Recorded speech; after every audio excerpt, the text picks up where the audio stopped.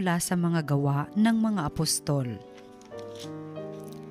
Samantalang nasa Korinto si Apolos, si Pablo na may naglagos sa mga dakong bulubundukin ng lalawigan hanggang dumating sa Efeso. May natagpuan siya roong ilang alagad at tinanong niya, "Tinanggap ba ninyo ang Espiritu Santo nang sumampalataya kayo?" "Hindi po," tugon nila, "ni hindi namin narinig na may Espiritu Santo." "Kung gayon, sa ano kayo nabinyagan?" tanong niya. "Sa binyag ni Juan," anila.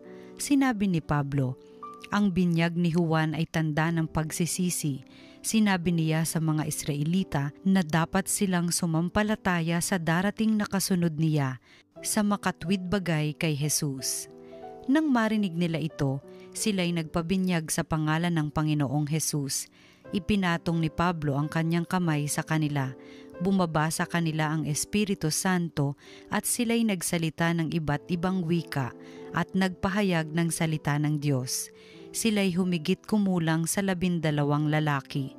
Sa loob ng 3 buwan, si Pablo'y pumapasok sa sinagoga at nakikipagtalo sa mga naroon at buong tapang na ipinaliliwanag sa kanila kung ano ang paghahari ng Diyos.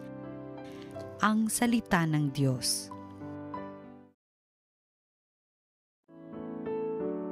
Tanang mga kaharian, ang poong Diyos ay awitan. O mag-alsa sana ang Diyos, ang kaaway pakalatin, at ang mga namumuhi tumakas sa kanyang piling, kung paanong yaong ulap tinatangay noong hangin, gayon sila itataboy, gayon sila papalisin. At kung panong yaong pagkit sa apoy ay natutunaw, sa harap ng Panginoon ang masama ay papanaw. Tanang mga kaharian, ang poong Diyos ay awitan. Ang lahat ay nagagalak, natutuwa ang matuwid. Sa harapan nitong Diyos, galak nila'y di malirip. Awitan ang Panginoon, purihin ang kanyang ngalan. Ang pangalan niyang banal, magalak na papurihan. Tanang mga kaharian, ang poong Diyos ay awitan. Ang Diyos na naroon sa tahanan niyang templo, tumitingin sa ulilat sanggalang ng mga balo. May tahanan siyang laan sa sinumang nalulungkot. Ang bilanggo'y hinahango upang sila ay malugod. Tanang mga kaharian, ang poong Diyos ay awitan. Ang mabuting balita ng Panginoon ayon kay San Juan. Noong panahong iyon, sinabi ng mga alagad kay Jesus, "Ngayon po'y tuwiran na ang inyong pangungusap sa amin at hindi na patalinghaga. Alam na naming batid ninyo ang lahat ng bagay at hindi na kailangang tanungin ninuman. Dahil dito, naniniwala kaming kayo'y mula sa Diyos." Sumagot si Jesus, "Naniniwala na ba kayo ngayon?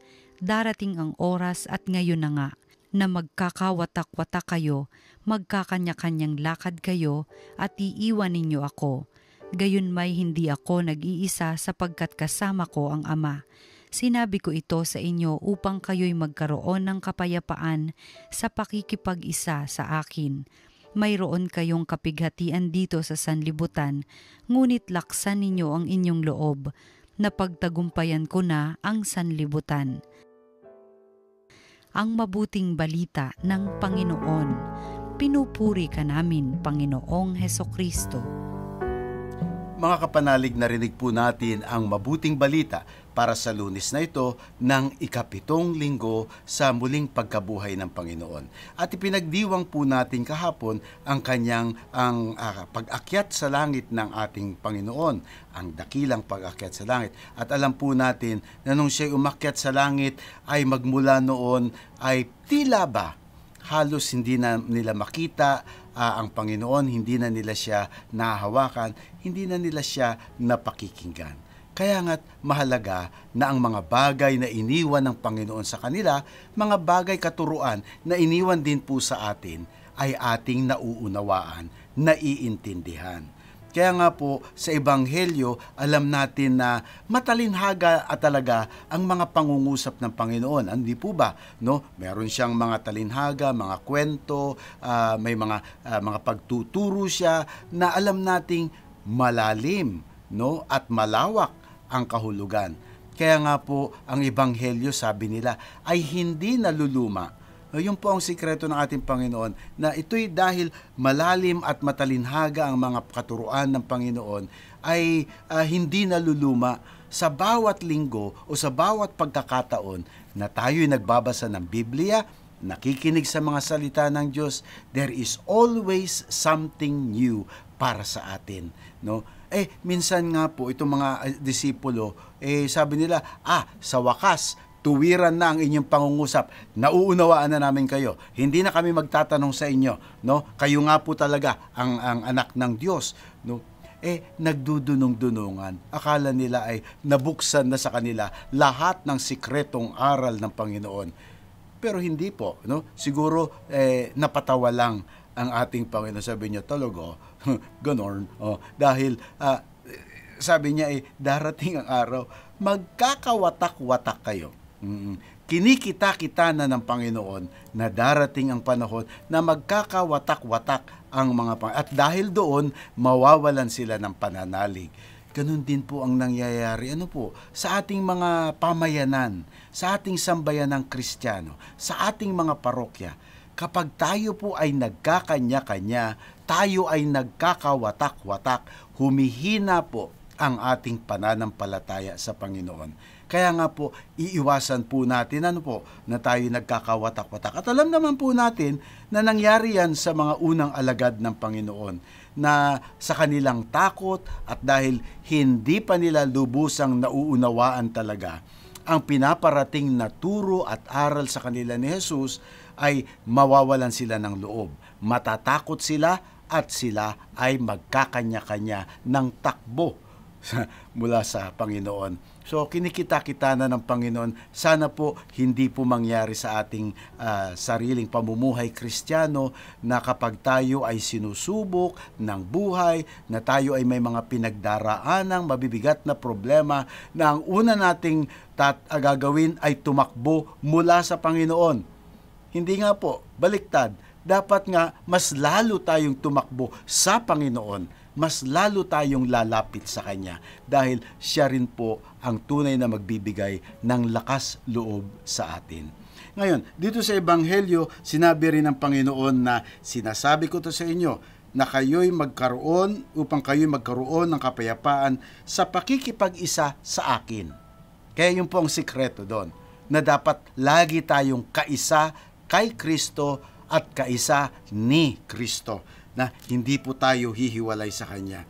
At sinabi na rin ng Panginoon, kinikita-kita na rin ng Panginoon. Sabi niya, mayroon kayong kapighatian dito sa sanlibutan. Ganoon naman po talaga ang buhay dito sa daigdig. Habang naririto po tayo, habang tayo ay may katawan, habang tayo ay namumuhay bilang mga marurupok na tao, ay marami po talaga tayong pagdadaanan. Andyan yung may magkakasakit, andyan yung mag-aaway-away, andyan yung hindi mag-uunawaan. Ganon din siguro pa, mga kapatid, ang buhay. Kaya sabi niya, kung dito meron kayong kapighatian sa sanlibutan, sabi niya, laksan ninyo ang inyong loob. Nako, kung meron po tayong babaunin, mga kapatid, sa Ebanghelyong ating narinig, ay sana yun, sabi ng Panginoon sa atin, laksan ninyo ang inyong loob. Ang tunay na Kristiyano, ang tunay na Katoliko, hindi po duwag, hindi po mahina ang loob. Ang tunay na Kristiyano at tunay na Katoliko ay may lakas ng loob, may tapang pa nga, may tapang. Dahil alam niya na hindi siya nag-iisa. Dahil alam niya na kapiling niya palagi si Kristo. At habang nasa sa kanya si Kristo, alam niya na meron siyang lakas kahit kapangyarihan pa nga na humarap sa mga pagsubok ng buhay upang ito ay masolusyonan. Mga kapatid, ang ating lakas sa daigdig nito ay ang ating Panginoon. Dahil muli, ang kanyang huling pananalita sa Ebanghelyo ngayon, sabi niya, laksan ninyo ang inyong loob sapagkat natapagtagumpayan ko na ang sanlibutan. How consoling that is. Victorious na ang Panginoon. Nagtagumpay na siya. Na-win na siya. Oo, ba't ka pa pupunta dun sa talunan? Kasama na natin ang Panginoon na siyang magbibigay sa atin ng tagumpay sa buhay, sa lahat ng mga pagsubok. Tagumpay sa Panginoon. With the Lord, we are always victorious because Jesus has already won, has already achieved victory over the world. Amen.